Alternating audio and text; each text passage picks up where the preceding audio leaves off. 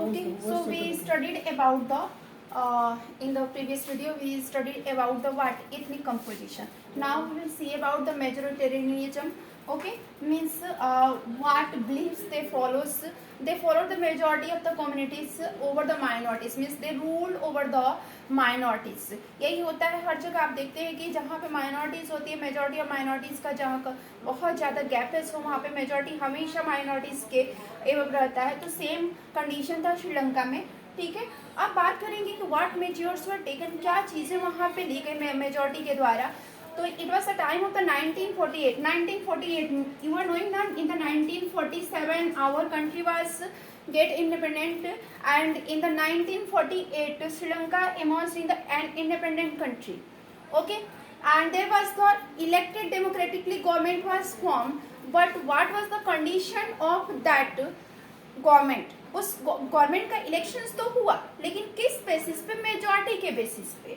ठीक है, वो मेजोरिटेरियन को अडॉप्ट किया उन्होंने, और वहां पे सिंहाला जो सुपरमेसी थी, सिंहाला पावर को इस्टेब्लिश किया गया, और ये सिंहाली स्पीकर्स जो थे उनको ज्यादा से ज्यादा राइट्स दिए गए. About that we will study. Okay, then after what was happen, it was the time of the 1956. अब देखिए क्या होता है. 1956 में सिंहाला जो था उसको ऑफिशियल लैंग्वेज अनाउंस कर दिया गया. Sinhala was become an official language. यहाँ से क्वेश्चंस भी पूछते रहता है. ठीक है, from here questions can be when the Sinhalas और the which language was became the official language of the Sri Lanka. Okay, so that was the Sinhala language. Sinhala was became the official language of the Sinhala was became the official language of the what? Sri Lanka. And when it was became the official language, Sinhala was became official language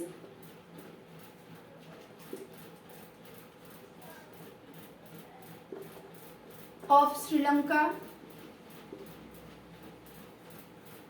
कब बना? 1956 में.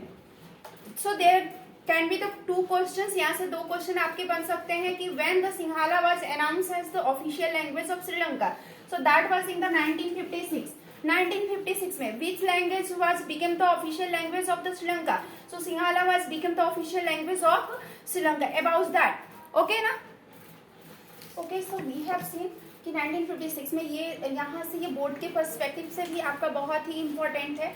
And आप किसी भी if you are preparing for the any of the examination, if you are studying to the NCERTs books, so it is the very important for the any types of the examination. Okay, अब बात करेंगे कि जो government policies थी, in the government policies that favours to the Sinhalas. Okay ना, government policies यानी कि government के द्वारा भी सिंहालाज को ही फेवर किया जा रहा था. जितने भी गवर्नमेंट जॉब थे, what the government jobs were there, even the there was the university position was there, for that only they were supported to the Sinhalese speakers, and states were also declared that it was they will protect to the Buddhist. Okay, then after we will study about what was the impact on the Tamil speakers. अब इसके इन चीजों को देख के जो Tamil speakers थे उनके ऊपर क्या इसका इम्पैक्ट पड़ा, about that we will study. ठीक है, तो Sri Lankan Tamils felt the alienated means they felt that separated from the society. उनको अपने आप में खुद लगने लगा कि हमको सेपरेट किया जा रहा है, हम अपने सोसाइटी से, अपने कंट्री से सेपरेट हैं. Like this feelings they were felt. Then after they were demanded also. अब उनकी डिमांड बढ़ने लगी कि they also demanded that there should be the position in the government also. They also demanded that their position should be in the universities, their position should be in the government jobs. Okay, and that created to the what? इसकी वजह से ये demands जो थी और government का जो support था सिंहालाज को, इन चीजों को लेकर के due to that there was the conflicts were created between the whom? Conflicts were created between the Sinhalaj and the Tamil speakers, and that led a civil war. और इसकी वजह से दोनों के बीच में कॉन्फ्लिक्ट्स क्रिएट होने की वजह से ये फॉर्म ले लिया सिविल वॉर का. ठीक है ना. Okay, so we were studying that इसका रिजल्ट क्या हुआ, यानी कि जो जिस तरह के कॉन्फ्लिक्ट्स क्रिएट होने लगे दोनों कम्युनिटीज के बीच में, दोनों कास्ट के बीच में, तो इसका form we can see that उनको लगने लगा कि वे सोसाइटी से उनको अलग थलग किया जा रहा है. But it was the time of the 1980s when they were demanded Tamil, who were demanded, Tamil speakers were demanded for a separate or the independent Tamil nations. Eelam means state होता है, ठीक है. तो वो अपने लिए एक अलग राज्य की डिमांड करने लगे कि हमको एक सेपरेट तमिल, जैसे कि सिंघाला थे तो उसी तरह से ये भी डिमांड कर कि हमको भी श्रीलंका में एक अलग उनके प्रॉपर उनके लिए अपना एक स्टेट हो. For that they were started.